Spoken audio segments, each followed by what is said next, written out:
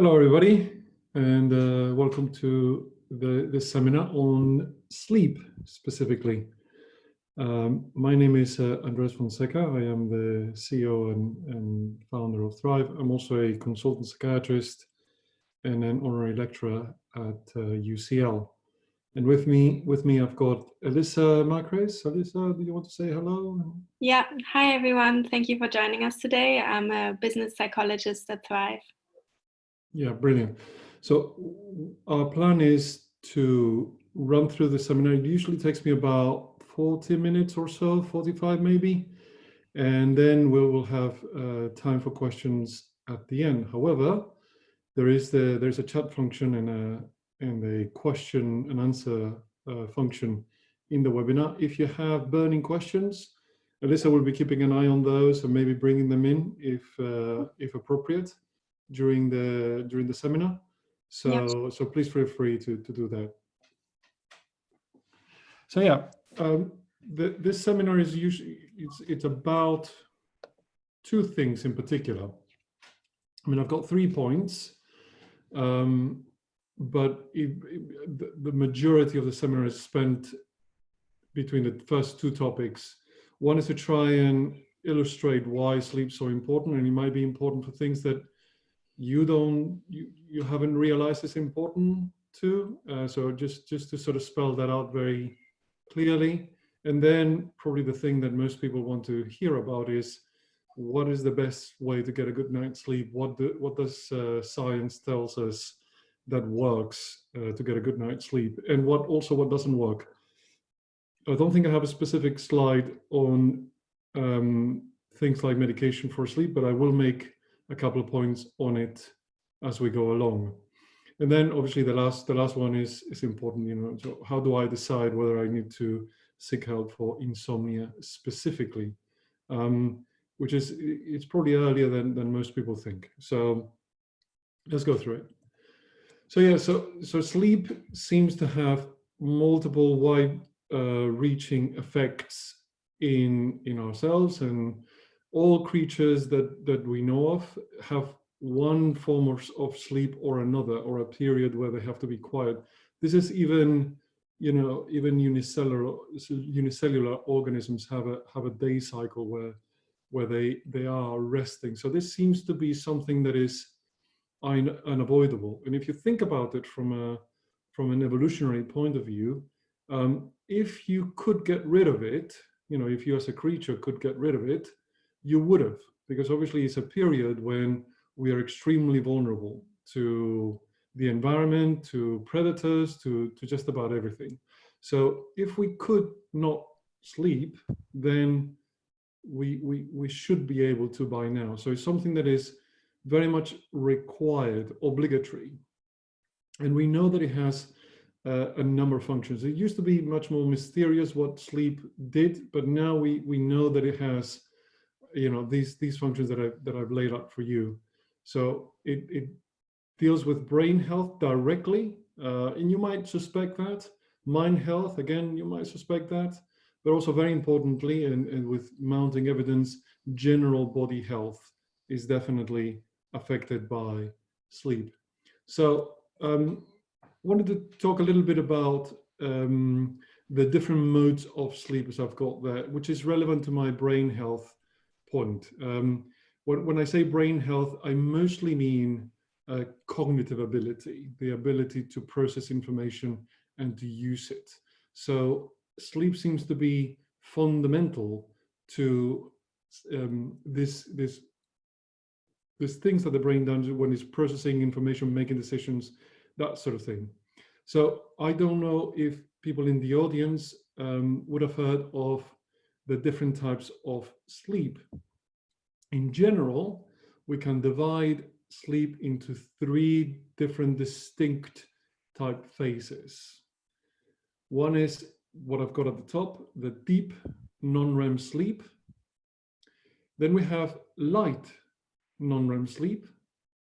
And then we have REM sleep, okay? And they do seem to serve slightly different functions.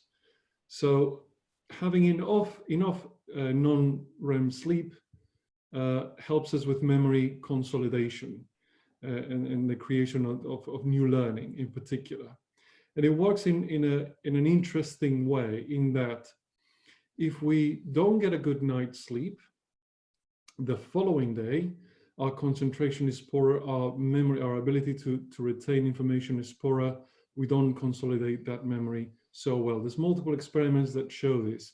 So when, for example, when you compare a group of people trying to do a memorization task, and you allow them to sleep, and you allow them to get deep sleep in the middle, and compared to people that you don't allow this to happen, or even when you allow them to happen, to have other forms of sleep. So for example, you don't allow deep sleep to happen, deep non-REM sleep to happen, but you allow, for example, REM sleep or light sleep, the memory consolidation is heavily disrupted. So it's the learning ability, so the ability to actually pay attention and accumulate that information to begin with, but also we seem to have a system whereby when we are learning something new, this gets stored in our brains, particularly in an area called the hippocampus, in a temporary state. Okay, and then when we do sleep, that temporary memory storage unit gets put into the long-term memory, and the short-term memory storage, let's call it that way, gets cleared. So you've now got that capacity to learn on the following day. So one of the reasons you might not be able to learn so well is because if you haven't slept properly, this buffer, this place where the memory is accumulated, is full up, and you're not able to sort of put anything more into it. So you're not consolidating that memory. So it does help that transition period, but also it does help the concentration. I've got concentration at the bottom of the slide because I do want to make another point about total sleep. That's my last point. Now, REM, so deep non-REM sleep is characterized by your body can move during this time. You may be turning and that sort of thing, but your brain is showing this very slow waves of activity. So it's not like the conscious state at all. It's this state where this very slow brain activity is happening, and it seems to be with this whole maintenance process, particularly to do with memory, among other cognitive factors, but memory specifically. Now, REM sleep is different. REM sleep looks actually very, very similar to the conscious brain. So it's called REM because it's about rapid eye movement, and your muscles during this time are disconnected, so you're paralyzed. But the brain is in a state that is very, very close to the state that it's in when you're awake. So the brain is really working very intensely. And what seems to be happening is that deep connections are being formed. So all those concepts that you've learned through this deep non-REM sleep now are getting examined, and they're joined up with other concepts that you already knew to create new possibilities, new solutions. So if you disrupt REM sleep, what you see is that people will not be as creative and as able to think outside the box as otherwise they would be. So it seems to influence or particularly impact this creativity and problem-solving ability. Okay, now one last thing that I would say about these two kinds of sleep, and then I'll move on to the total time of sleep and its impact on the brain. So if people have been thinking, is it that we only need deep sleep, or is it that we only need REM sleep for a healthy life? Okay, now even if you get a good total number of hours, if you don't get enough of each of these kinds, it will disrupt your health. So we know that if we stop people or individuals, this has not been done with humans. So there's this very rare condition that stops humans from being able to sleep at all, its onset is in the 20s, and it can get worse with time. And there comes a time in your 40s where basically you're just not able to sleep. That unfortunately inevitably results in the death of the individual affected. So it is life-sustaining, we know this. But also in experiments, this is only on experiments in animals. They're quite cruel experiments, so they're no longer done. They were done a long time ago, but it's felt now that this is disrupting sleep in this way is just cruel. But if you deprive an animal, rats it was done with, of deep non-REM sleep, for example, they take longer to die, but they do die, even if they get enough total sleep. And the same goes for REM sleep. So if you disrupt it, again, it results in eventual death of the animal. And of course, you know, as I said, is terrible and is not done anymore. Now, one last thing about total time of sleep. So total, you know, even if you do get enough deep non-REM sleep, which is about an hour and a half to 2 hours per night, an hour and a half is the average, and REM sleep is about the same, perhaps a little bit longer. You still need to sort of have enough total time of sleep. Sorry, before I move on, deep sleep tends to happen in the first half of the night, and REM sleep in the second half of the night. And this is important for something that I will say later about chronotypes. So if you go to bed later than your chronotype indicates, I'll explain what chronotypes are later. But if you go to bed later than your chronotype indicates, you will, even if you get enough total sleep, you will be having less deep non-REM sleep than you should. Okay? And if you go to bed too early and wake up too early, you will be, on average, having less REM sleep, if that makes sense, because deep sleep happens naturally at the first half of your natural sleep cycle, and REM sleep happens at the second half of your natural sleep cycle. So that's how you can deprive these animals in these experiments of sleep by timing it with this kind of rhythms.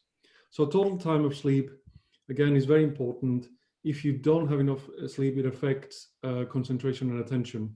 And that's when we have mistakes and accidents. And the reason I mention this is because obviously if you have an accident, that is going to have an effect on your health, quite a dramatic effect, could have quite a dramatic effect on your health and the health of others. If you are sleepy, if you are sleep deprived and you're driving, you have a particular problem, which doesn't happen even with alcohol, which is that you may go into one of what's called a microsleep. A microsleep is different from when you're intoxicated. When you're intoxicated, it's dangerous because your reactions are slow. But when you go into a microsleep, so you kind of lose consciousness for a split second or two, during that microsleep, you are completely unreactive, which results in worse accidents than somebody who's, you know, on experimental data, somebody who's just, for example, intoxicated. So it's even more dangerous than being intoxicated. So that's kind of the takeaway message there. We know when we do this experiment with ourselves, where we shift the times, you know, we have this, the British summertime, and we have, and the clocks go back in the winter time. So we kind of, in the spring, we kind of lose an hour of sleep. We know that we have a bump in the number of accidents the day after on the road, quite a significant bump in accidents and obviously in deaths. And interestingly, when the clocks do the opposite and we get an extra hour sleep in the autumn, we have fewer accidents than normal. So, you know, concentration seems to be very sensitive to this sleep deprivation, and of course, we want to avoid these accidents, as I was saying. Okay, so in terms of mind health, I'm talking mental health. What are the things to know about? Most of the risk occurs when you're having less than 6 hours per night consistently, obviously. If you have one off bad night, it's not going to have this effect. But if if you're consistently sleeping around 6 hours, then your risks will increase. In fact, to be safe, it's better to have, as we will see later, 7, 8 hours. That's the safe amount. Okay, so we have an increased risk of depression, obviously, an increased risk of anxiety, and an increased risk of dementia. That last one is more recent data, so it's only been discovered. There's only been clear data for it more recently, but it is clear enough for me to sort of assert it here quite clearly. So when you have a mental health condition, so the causality might go, you are not, for whatever reason, you're sleep deprived, and your risk goes higher, and then it results in maybe you acquiring something like a depression or anxiety episode.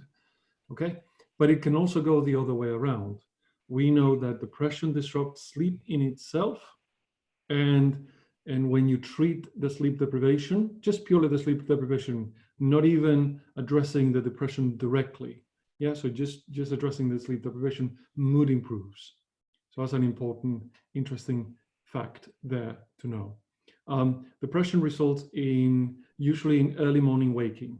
So people with depression tend to be able to go to sleep. They don't have a problem with the onset, but they wake up too early and then they cannot go back to sleep. So they wake up at 2 a.m., 3 a.m., and then they're unable to go back to sleep. And in anxiety, it tends to be the opposite problem. It tends to be that people with anxiety take a long time to go to sleep. That's kind of the characteristic, but also they have restless sleep and interrupted sleep as well. Bipolar affective disorder is an interesting scenario, I would say, because if you, obviously bipolar means that you may have both a manic episode where your mood is elevated, and also a depressive episode. When I say mood elevated, it's actually quite a dangerous state for the individual to be in, because their ability to, for example, assess risks is very poor. So they may put themselves in danger, and they can become very vulnerable. So there is that. And also they could become quite irritable. So that's the other thing. Uncharacteristically, so very different personality during that state. But anyway, the thing in that manic phase, there is a reduced need for sleep. So the people feel full of energy, and they don't feel like they need to sleep. And in fact, they sleep very shortly. But again, if you intervene and if you regulate their sleep, their mood improves, and they go back to more a normal state of mood eventually. Even if you're not so able to do something about the elevated mood directly, if you focus on sleep, there seems to be improvement in their affective state. So that's an interesting thing. So again, one of the treatment targets might just be getting better sleep in these conditions, and we see it may not be the whole story. You will also probably need other interventions, but we see improvements just by improving sleep. And lastly, the one that's probably less known of, which is body health in general. So the story here is that during sleep, the body does a lot of self-regulation in general. I've got three there at the top, three things there at the top. I've got obesity, I've got sleep apnea, which is a condition where you stop sleeping in the middle of the night, and that deprives your brain of oxygen because your breathing has stopped, and that eventually wakes you up, giving you a horrendous quality of sleep, of course. But it is linked to obesity. So if you're overweight, you're more likely to have sleep apnea. Your risk of sleep apnea goes up. And of course, diabetes is also linked. Diabetes type 2 specifically is linked to obesity. Okay, so the thing is that there's these two hormones that control appetite. One is called ghrelin, which increases your appetite, and the other one is called leptin, which decreases your appetite. In a state of sleep deprivation, ghrelin goes up, so you feel hungrier, and leptin goes down. in the same set of circumstances. So again, you have a need to eat particularly need to eat foods that are high in calories, like sweets, cakes, that sort of thing. You have a craving for those more than for other things. So that's how it can increase your risk for those things. Also, your insulin sensitivity is decreased, which means that whenever you eat and you have an insulin, responds to that food that you've eaten by increasing a little bit, and that gets taken up into your muscles, for example.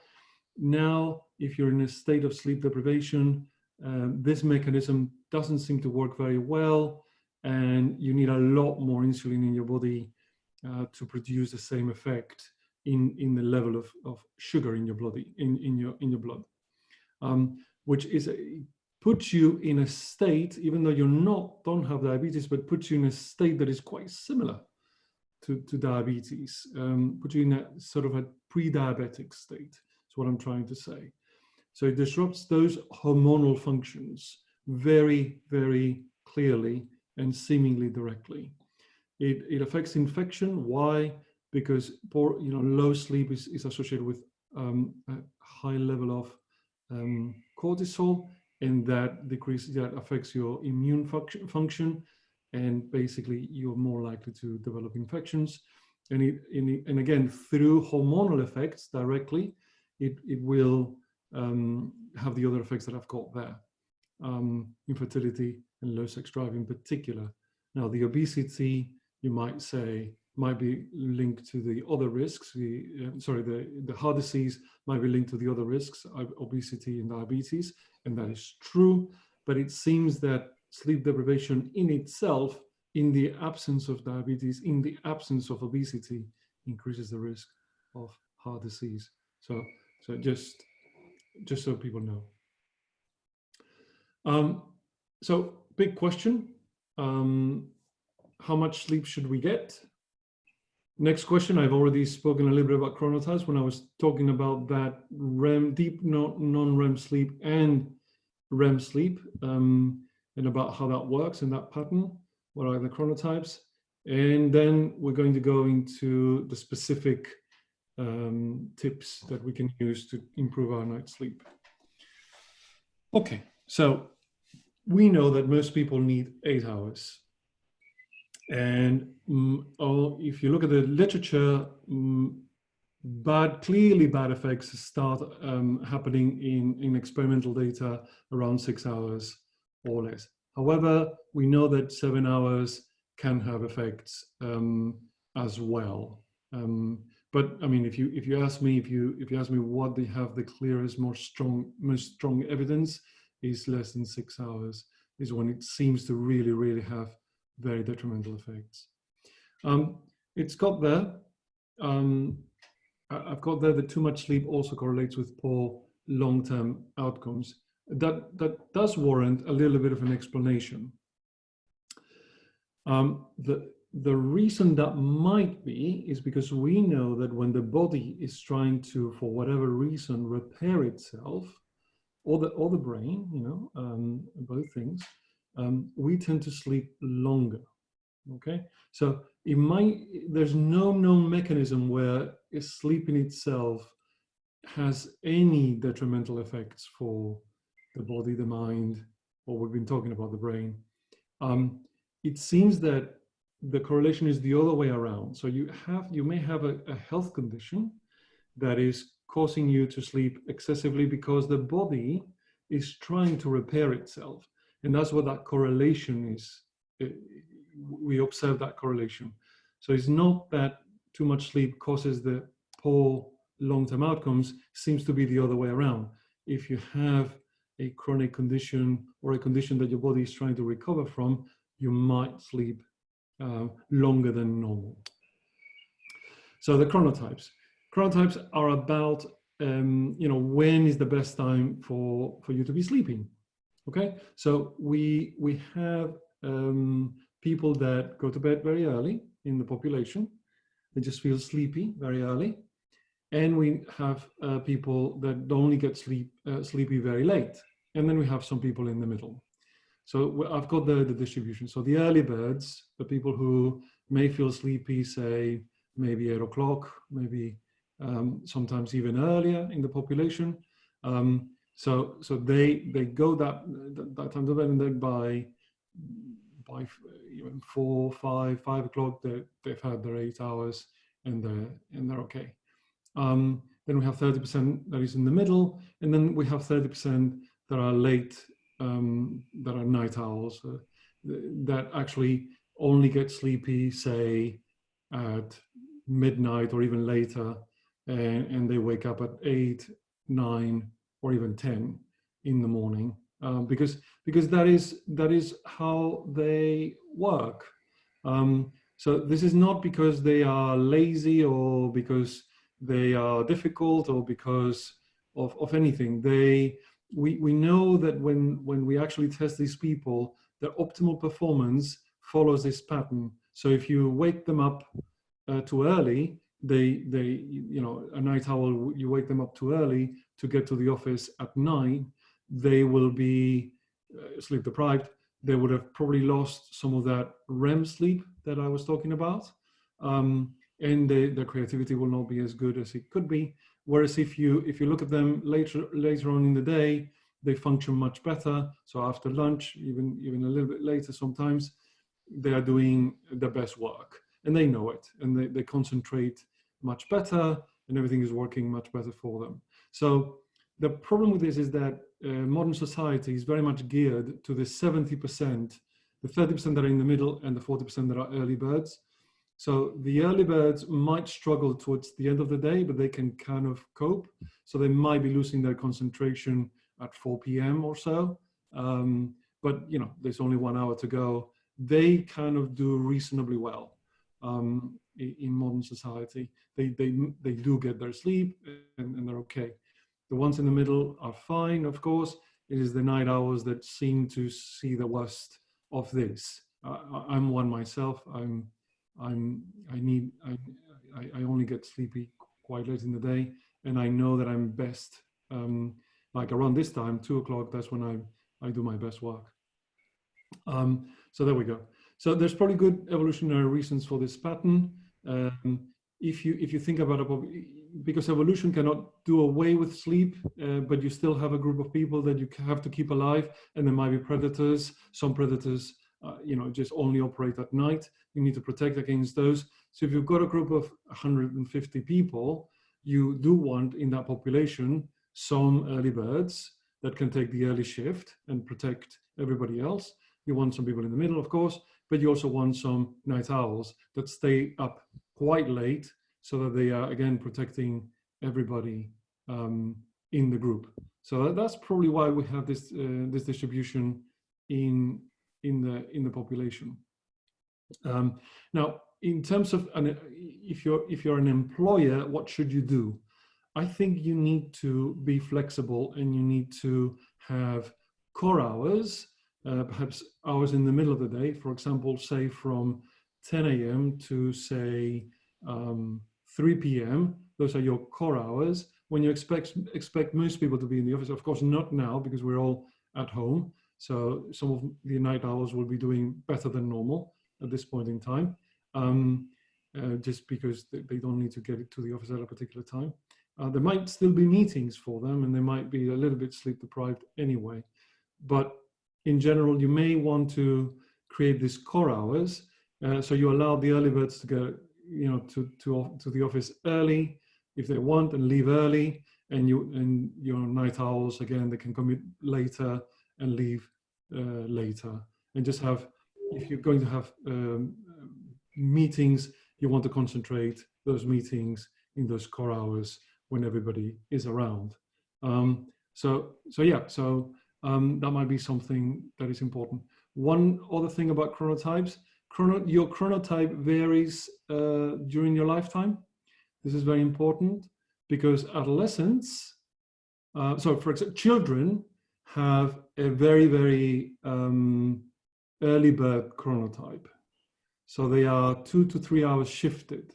That's why when you have little kids and they want to stay up late for whatever reason, they inevitably fall asleep like a couple of hours before you do. They just can't help themselves, okay? But they wake up too early and they ruin your Sunday morning. And that is because of that. That is because of they are 2 hours shifted in that direction. So children are much more early birds on average than adults. If they get to when they get to adolescencehood, it changes. They get shifted 2 hours in the other direction. So by the time you're in bed, they are still awake and they don't feel like going to sleep. So they might get sleepy at midnight, 1 in the morning, 2 in the morning. So they get shifted that way. And again, that may have some interesting evolutionary reasons.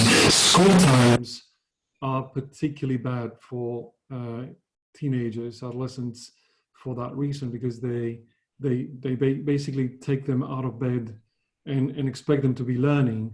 And we see what happens when you don't sleep enough earlier in the presentation. You expect them to be in class at a time that they should be asleep, really. So I think the lesson is, if you have teenagers at home, probably you should let them sleep in on a weekend. I wouldn't be too harsh with them. And also they need more hours than you. So even if they go to bed at, say, midnight, they might need until 10, 11 to wake up refreshed and to allow their young brains to be developing. Both REM and non-REM sleeps do different things in terms of building the brain. And we know that the amount of non-REM and REM sleep changes through your lifetime, depending on the function that is doing. And adolescents seem to need quite a bit of this REM sleep. So there we go. Okay, now we're going to go into what is a good routine. But before I do that, I wanted to ask Elisa if we have any questions that we wanted to visit. Yeah, you just mentioned one which you've answered just now, on if chronotypes can change with age. You talked about this a little bit on the necessity of REM and non-REM sleep. And otherwise, there's some questions for the future when you're going to discuss medication.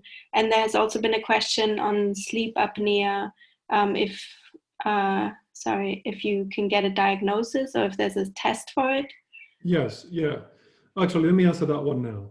Yeah, so so sometimes it's very hard to notice yourself that that you may have sleep apnea. That one of the indicators might be because you're tired all the time and you don't know why, right? So you seem to have slept enough, but you wake up very, very tired. You wake up drained. That might be an indicator.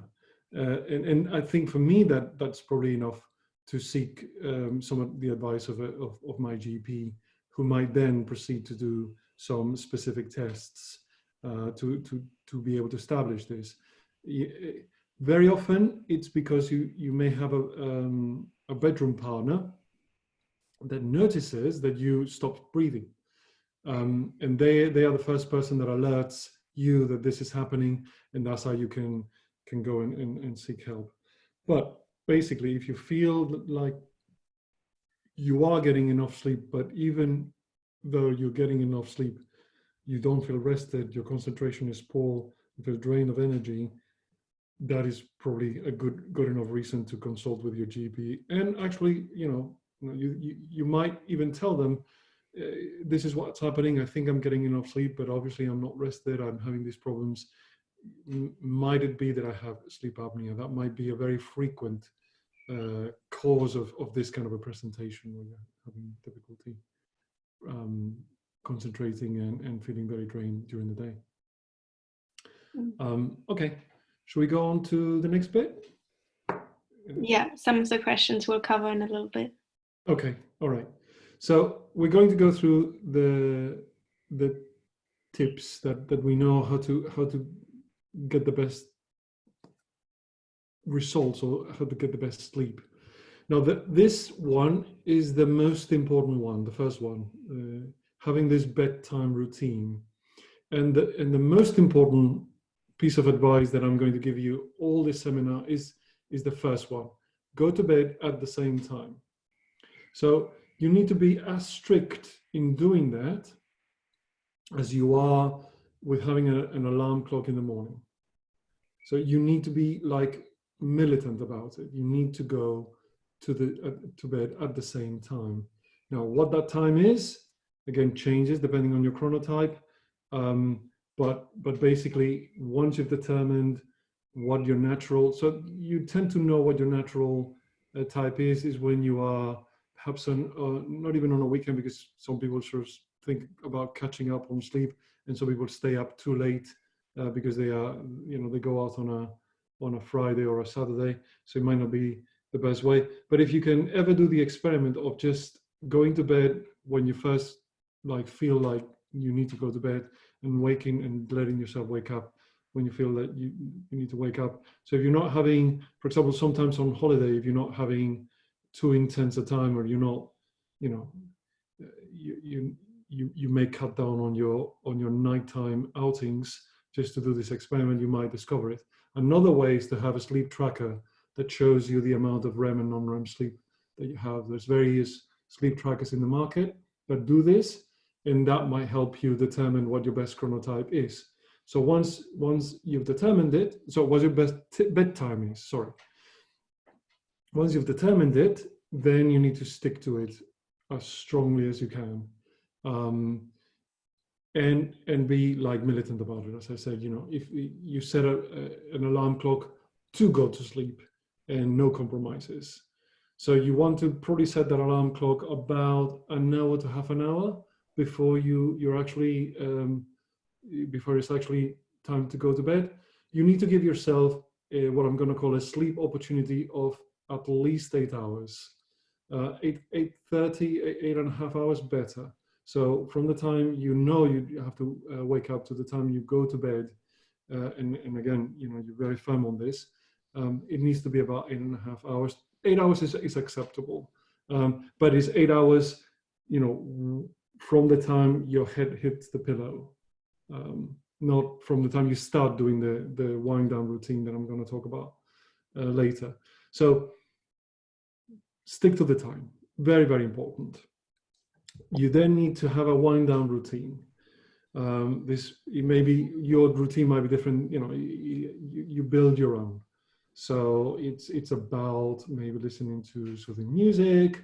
It's about maybe having a warm drink. It's about maybe brushing your teeth. Maybe doing some very gentle yoga. I'll say something about exercise a bit later. So anything, or maybe doing a relaxation exercise, maybe doing some meditation, doing something like that. There's other things that you might incorporate to your wind down routine that we might visit later. So anything like that, and you stick to it, and that tells your brain that this is time to go to bed, and it gets you in that it makes that link, and you very much need to stick to it, even when you're traveling, as much as you can. Is kind of the most important thing, bar none. Now, this one may not be known by everybody, but there's two main signals that give you the onset of sleep. One is darkness, as you might expect, and the other one is temperature. And basically, the long and short of it is that you need to lose body temperature to go to sleep. So there is a stronger trigger than the light.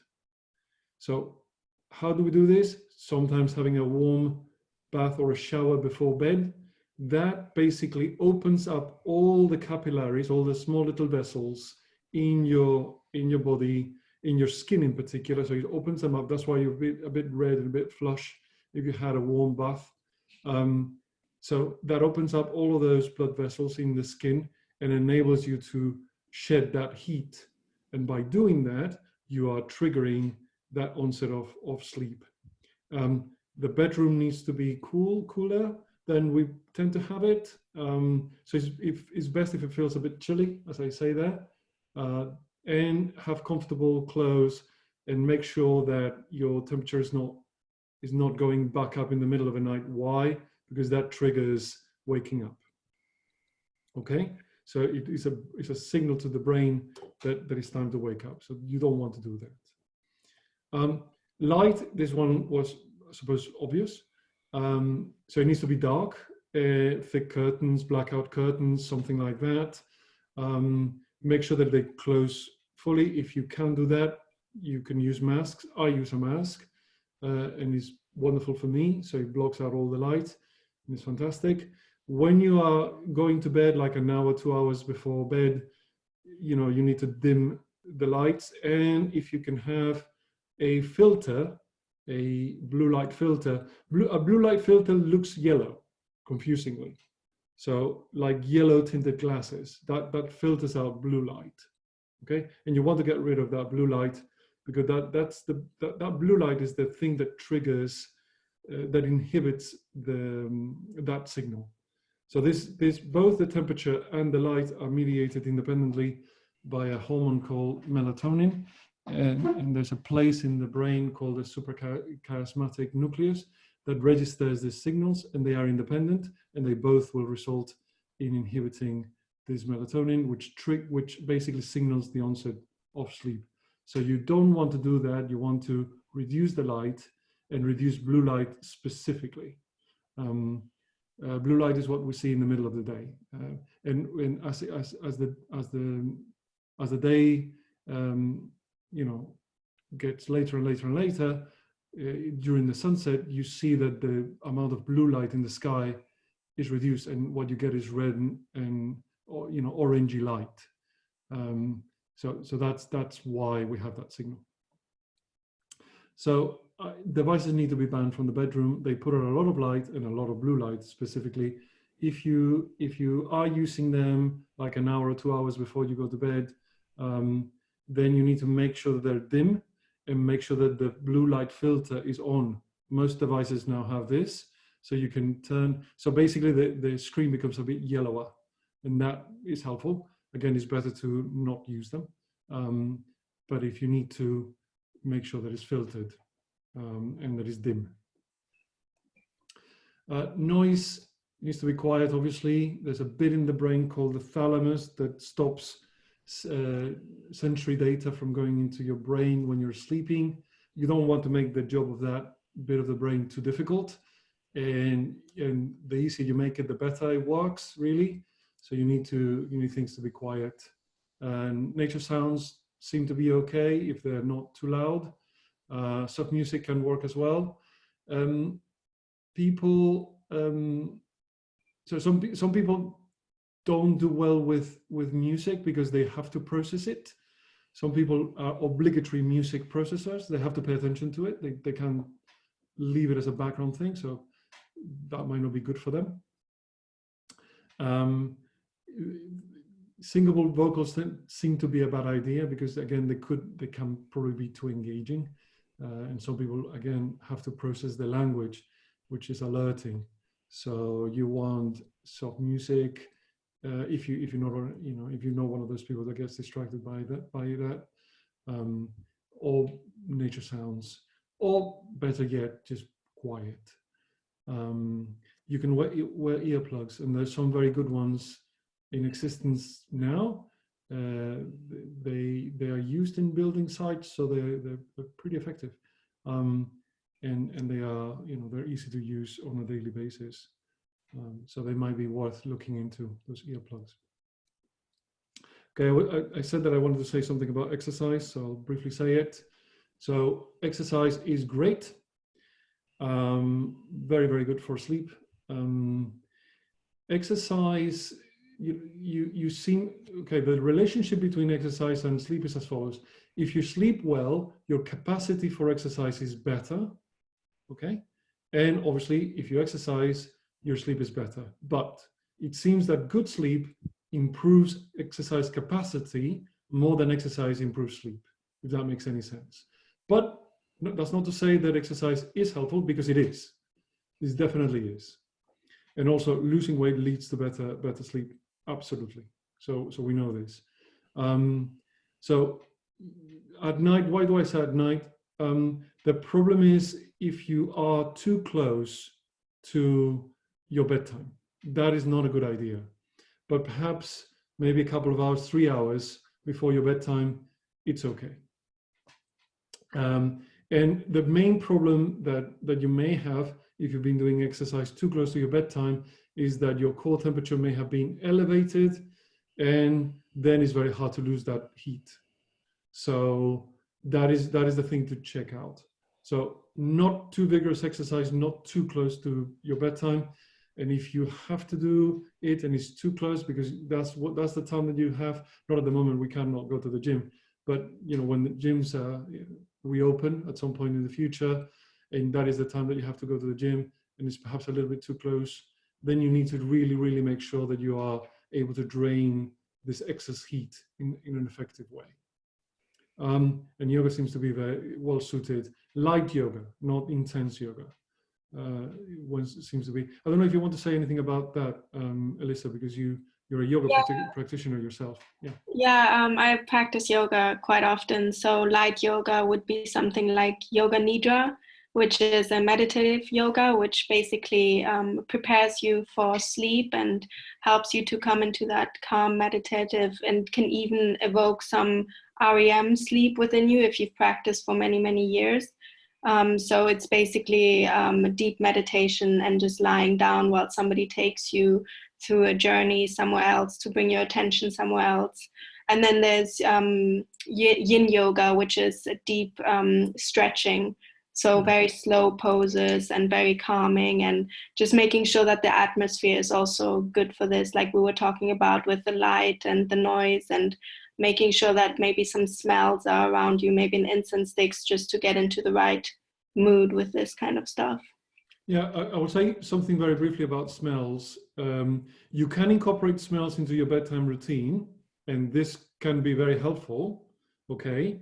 Because particularly if you use them if you only link that particular smell to bedtime. So you don't use that smell in any other way. So you're using it as part of your bedtime routine, and maybe you have some lavender or whatever it is that you only will break out, as part of your nighttime routine. That again is a powerful trigger for your brain. The brain remembers this smell. It's linked to going to bed, so the brain gets ready to go to bed. So that's why sometimes an aromatic warm drink can be helpful if you're drinking it specifically for going to bed as part of your bedtime routine. Okay, so that's what I would say about smell. So if you're using it as part of your bedtime routine and you link that smell to going to bed, it can be a very powerful trigger. Yeah, I would also maybe like to bring in some questions at this point. Okay. There was one question, because we were talking about routines and having a specific time when you go to bed and setting alarms. Somebody was asking about shift working. So them having different times and days when they have earlier or later shifts.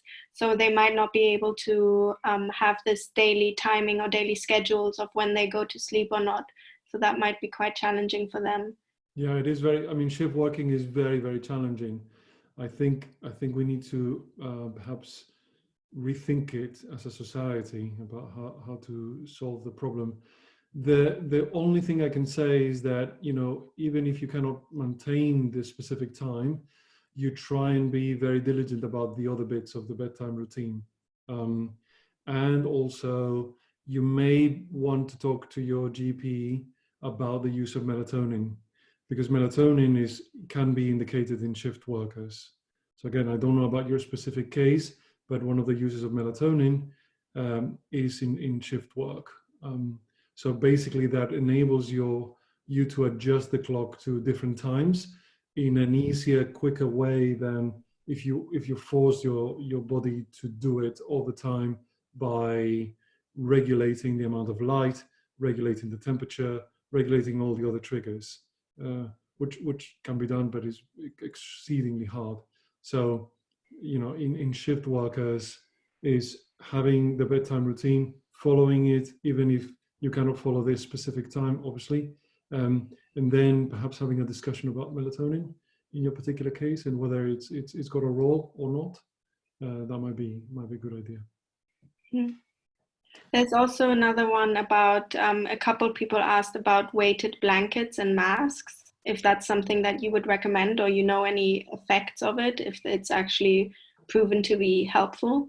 So some people find weighted blankets very calming. Yes. So if it helps you, absolutely. I'm not aware of any specific studies looking at the use of weighted blankets and also sleep, but I know that they reduce arousal in certain individuals. So therefore, it makes sense that they would help, right? And the masks, yeah. So I use a mask at night to stop the light, definitely. And it, when the time is, when particularly in the summer when it starts getting light very early, I think having a mask is very helpful to stick to your normal time of going to bed, waking up. Yeah. Yeah, thank you. Okay, so caffeine. The thing about caffeine, you need to avoid it. It lasts longer in your body than you think, as was one thing to consider. So depending if you're what we call a slow metabolizer, basically you break down caffeine very slowly, and some people are. It might take, you might have a caffeinated drink even say mid-morning, and you'll still have caffeine hanging around by the time you're trying to get to bed. So that's the thing to sort of understand about caffeine. It's best if you avoid it. If you're having difficulty sleeping, best to avoid it.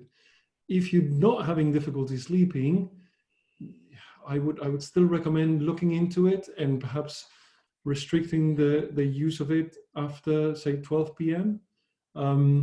Because I used to I think I am a fast metabolizer of caffeine. I haven't done the test, but caffeine has never affected me that I felt.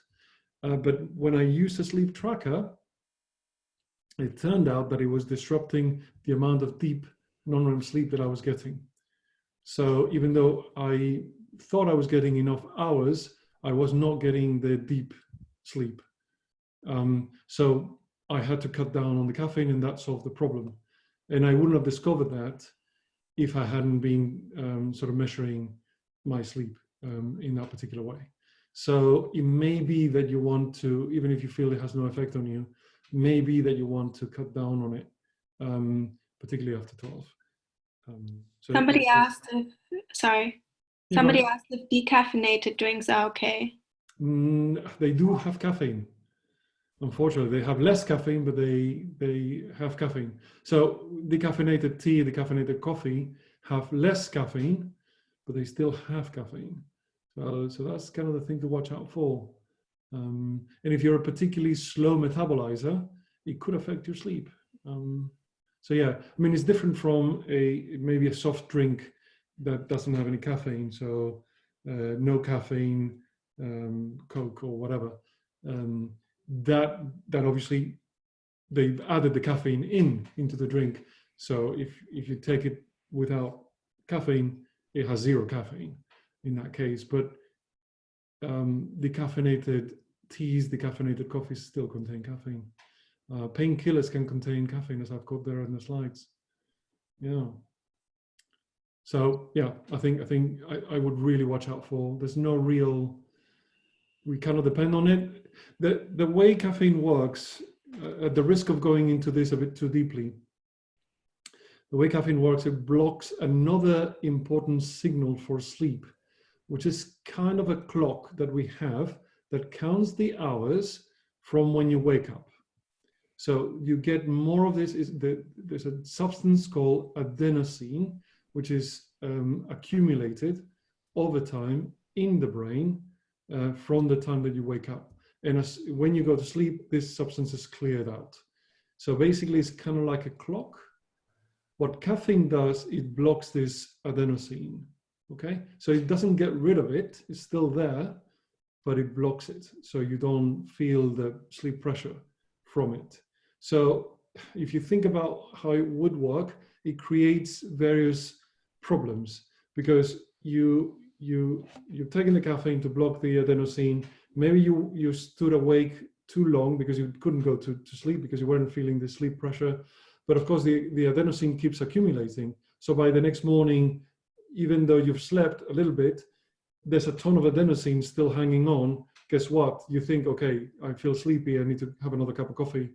And you start creating this vicious cycle where you get this accumulation of adenosine progressively higher and higher.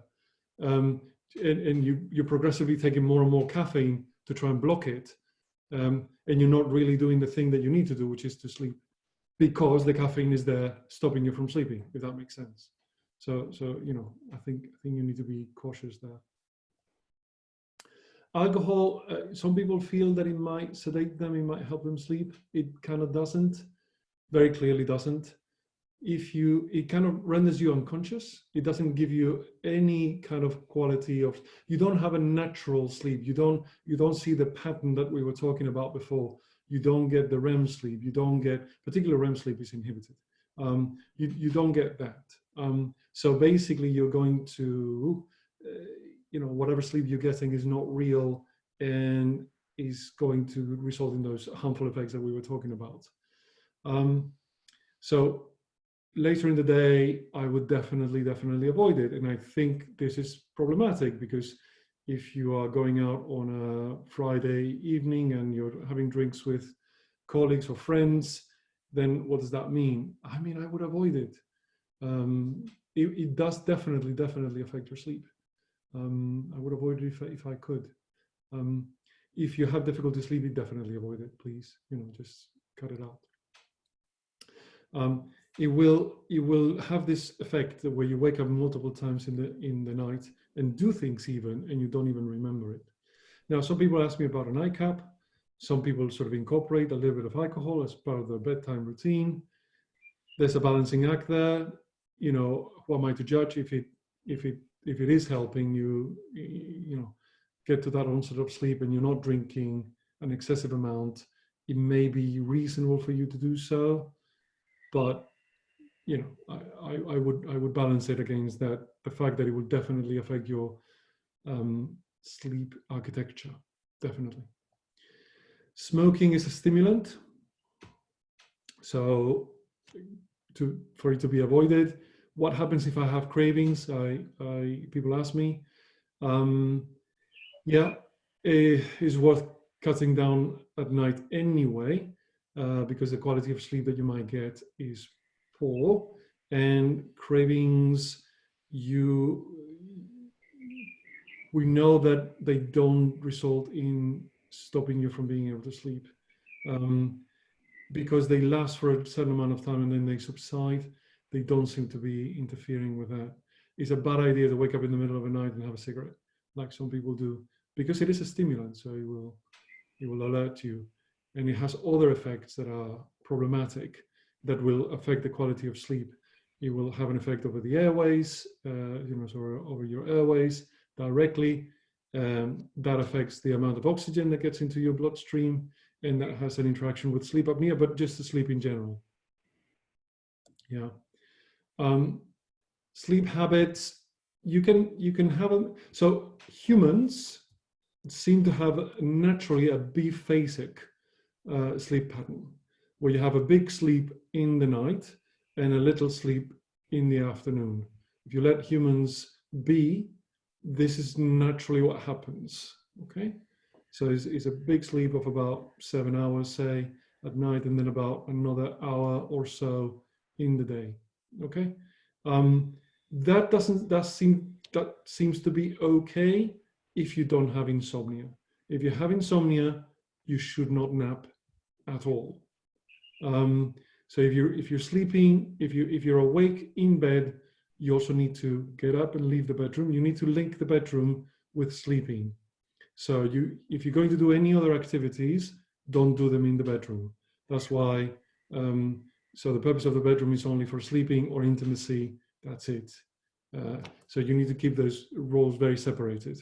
Some people have like a desk in the room. If you're having trouble sleeping, you need to consider removing that.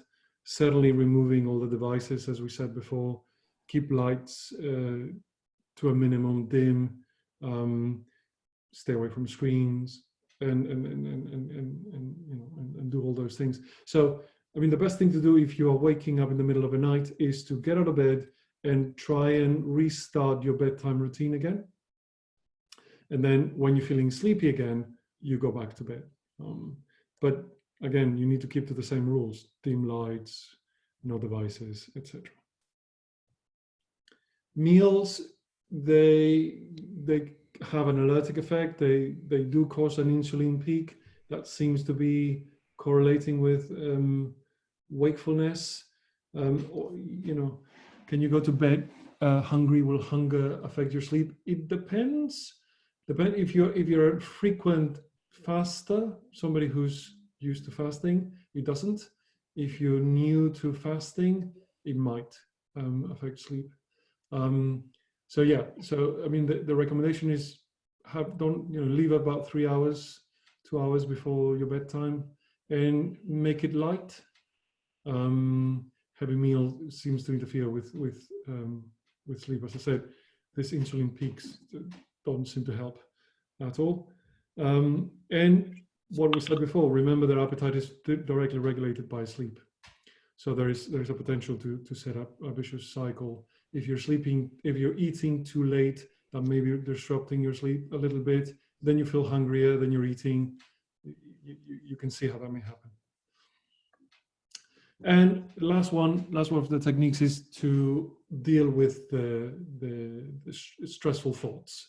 So before your bedtime, you may have a list of things floating around in your head. You may create this worry time when you are giving your worries their due. You're thinking through them, you're making a list with them, and you are going to sort of try and figure out either solutions, or if you cannot figure out a solution in the half an hour that you're giving yourself to do this, for example, you are going to sort of appoint a time when you're going to deal with that worry specifically, so that you write them down. Some of them you can't address until a particular time in the future, so that's fine. Write them down and set yourself reminders to do that. Some of them you can't do anything about, so you have to consider whether it's worth worrying about them if you can't do anything about them. And the last one is going to be things that you maybe can form a plan for or deal with. So you just have that worry time. Techniques to relax that you can incorporate into your bedtime routine. So in the app we have a range of those, including calm breathing, deep muscle relaxation, meditation, all of those. So some require more practice than others. They're all clinically effective, as we say, and some of them might suit some people better than others. Meditation is not for everybody. So some people prefer a more concrete way of doing this, like for example with using the muscle exercise, clenching the muscles and relaxing the muscles. So all of those can be learned and incorporated and made part of the routine. So when should we seek help? If it's affecting your productivity, you need to seek help. If it's causing you distress, you need to seek help. I think that's the barrier. If it's going on for days, even if it's on and off, so days, say that out of a week you've had the problem for the majority of those days, for more than 4 or 4 out of 7 days, you do need to seek help. Why am I making such an emphasis on this? Because we know that sleep is such a big pillar of health. So we do need to make sure that we are sleeping well. So yeah, I mean, obviously you're free to try all of the techniques first and make sure that you've done everything you can to improve your routine and your sleep hygiene. But if that's still not working, then I think we need to seek help, definitely. And there might be other issues accompanying your insomnia. So if your mood is lower, if you've got anxiety, if there's pain, if there's any other physical or emotional symptoms of any kind, it's time to consult with somebody, definitely. Okay, so that is what, I wanted to say a couple of things about medication. So the best, most effective treatment for insomnia, is a technique called cognitive behavioral therapy for insomnia. That is got the most evidence, is the most effective, clearly superior to everything else. Okay, we are going to incorporate this in our app in the following months. I've written the program, we're recording it now. It's going to take a while to incorporate it into the app, but it will be available. So CBT for insomnia is the best treatment bar none. Okay. Now, what is the effect of tablets? Tablets, currently, the technology that we have is very poor, and all of them disrupt sleep architecture, and they may make people unconscious, but they don't tend to give them a good sleep architecture. So they may be depriving them of, for example, in particular, REM sleep. And I said at the beginning that there's health consequences if you skimp on any of the types of sleep. Even if you get enough hours, there might be a problem. There is a balancing act there. So under the supervision of a physician, sleep tablets can be used, but if you use them for a long term, they have problems, and it's better to try and use the non-pharmacological interventions, because they are more effective than the tablets, and they give you the natural sleep architecture that we need to get the full benefits of sleep. Yeah, CBT for insomnia, I think. Alyssa, you were asking, somebody was asking. Anyway, yeah. Sorry, let's go for other questions. Hello? Yeah, I think that also answers the first question about the medication, because this person has tried a lot of different medications that has been prescribed to them, and then ended up trying to take some antihistamines which were prescribed to them as well, but none of them have seemed to work. So as you said, CBT for insomnia maybe. Yes, I mean, I know it's not on offer as much as it should be. That's why we want to make it available. But unfortunately, the tablets that at some point in the future, we may have better technology here. So there's been experiments done with orexin, addressing orexin, that seem to be a bit better than just the sedatives, but we haven't had a home run there. We haven't had a good result there yet. Yeah.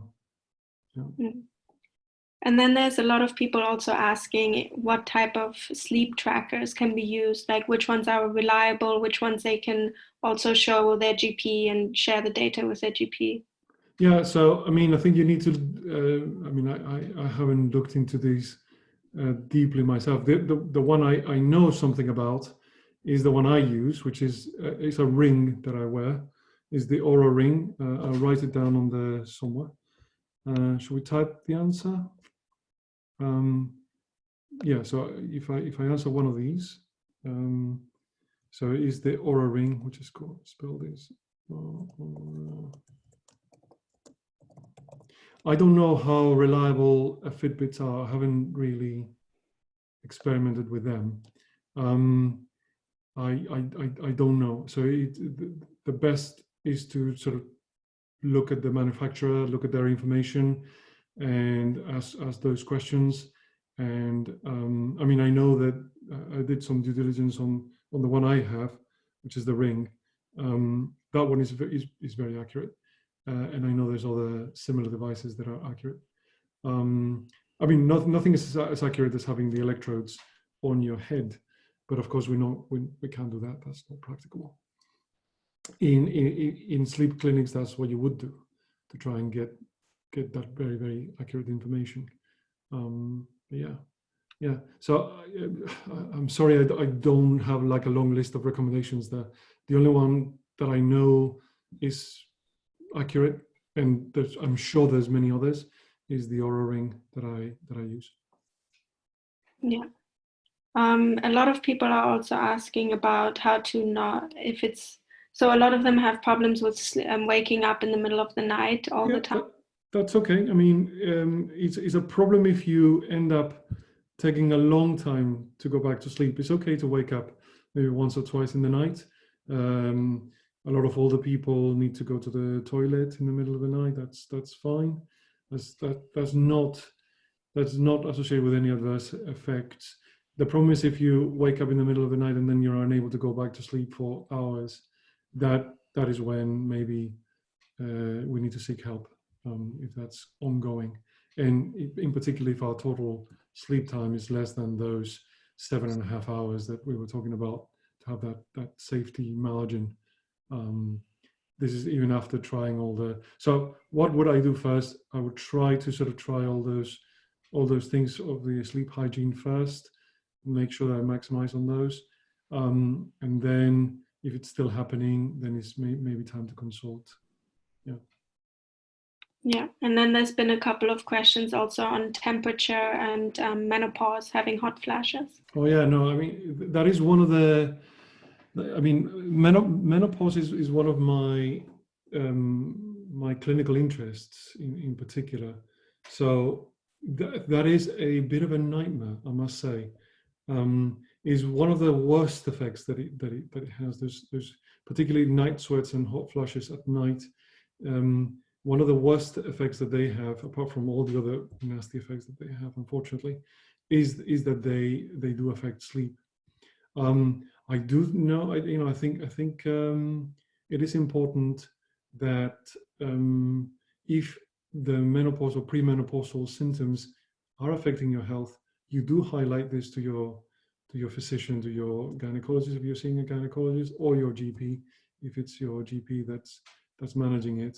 I would not just say, oh, it's just the menopause. That's not right.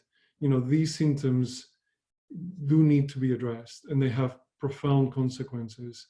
So I think if they are disrupting your sleep, we need to do something about them, and it's well worth consulting about them. There are things that can be done, definitely. Yeah, I would not ignore it. There was also a question about nap time. Somebody asked about their daughter giving them some nap time, and if it could be beneficial, or if that would not be so good for them. So for giving them some nap time during the day. For a child. For a child, yeah. No, it's children have multiphasic sleep. So the younger you are, the more this pattern we see. So infants, sleep on and off, like, I don't know, 4, 5, they spend a long time sleeping, but they wake up also multiple times. So they have this multiphasic sleep that is natural to them. And children will also have a little bit of this multiphasic sleep where they need nap times during the day, much more than adults do. As I said, biphasic sleep is the natural thing of the human beings, and adults have a reduced need for these naps in the middle of the day. But children do very well with them. If a child naturally feels sleepy in the middle of the day, we're seeing this biphasic pattern, that's fine. Yeah, that's not a problem at all. And it helps them, having that little nap in the middle of the night, in the middle of the day, helps them learn better and helps them develop their brain better. Not a problem at all. Yeah, I think there's just a couple more. There's one about. So just to reinforce the message on the nap, the naps are okay unless you have insomnia, because you want to maximize sleep pressure for the night. That is the point. Yeah, somebody asked, I take night nurse sometimes at night. Can this be bad for my health? No, if it's occasional, it's not likely to be harmful. No.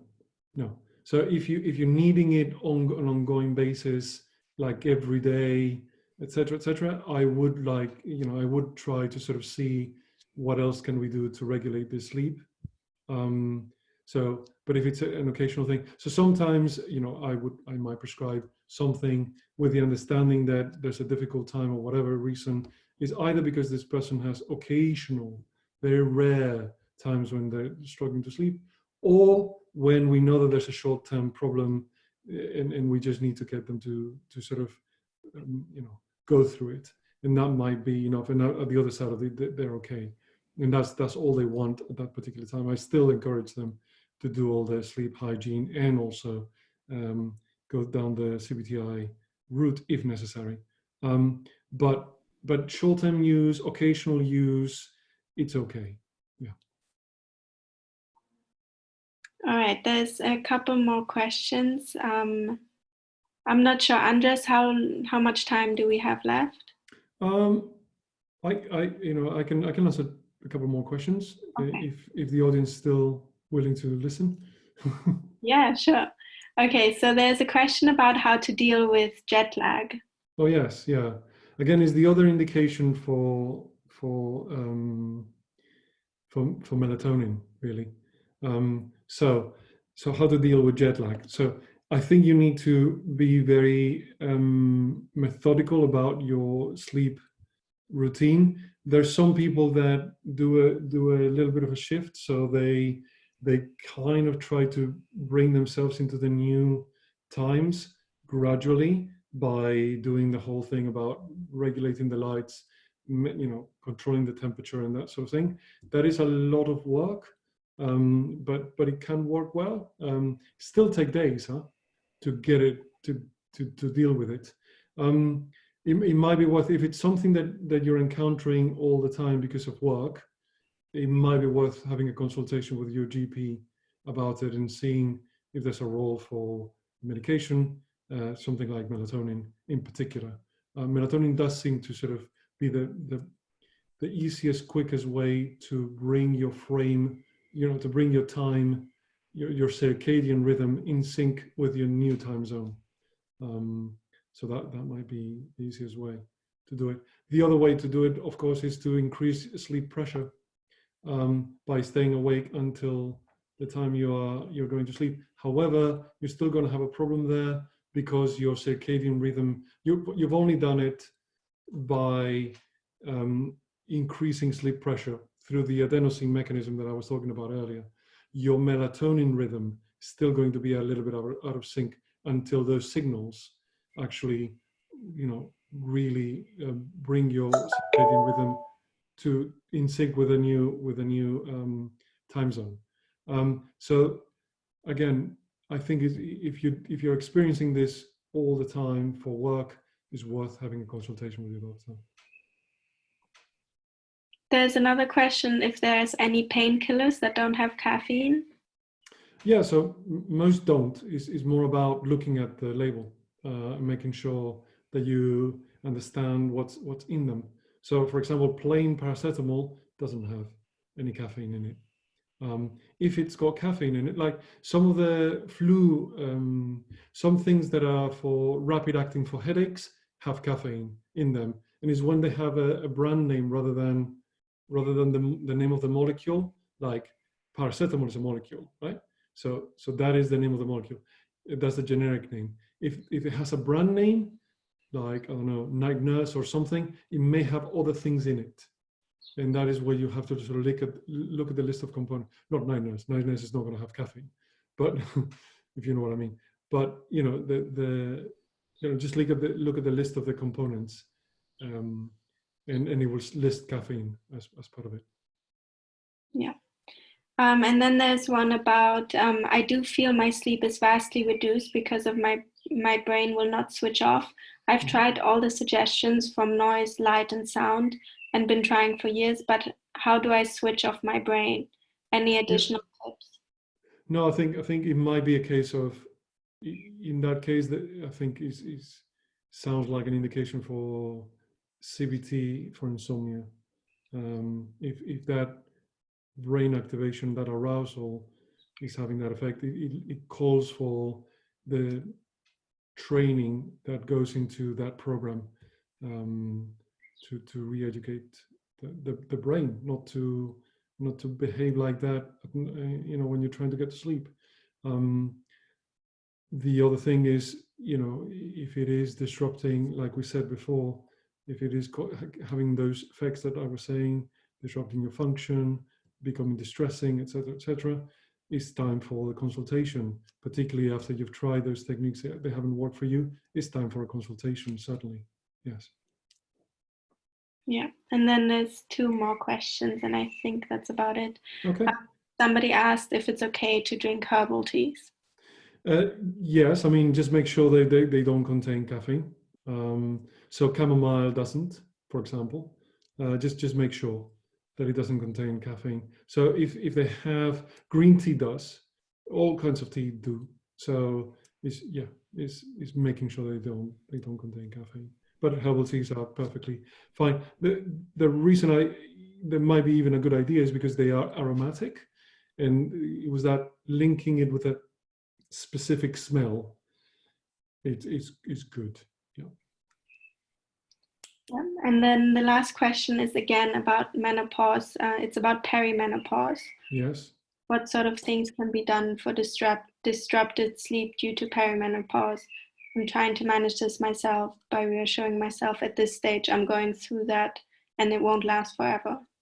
It depends on how bad the effects are, really. So I think you can use the sleep hygiene recommendations, and that can be helpful. You can do. I mean, the main disruption that seems to be because of the temperature regulation. So this temperature dysregulation that occurs is the thing that seems to be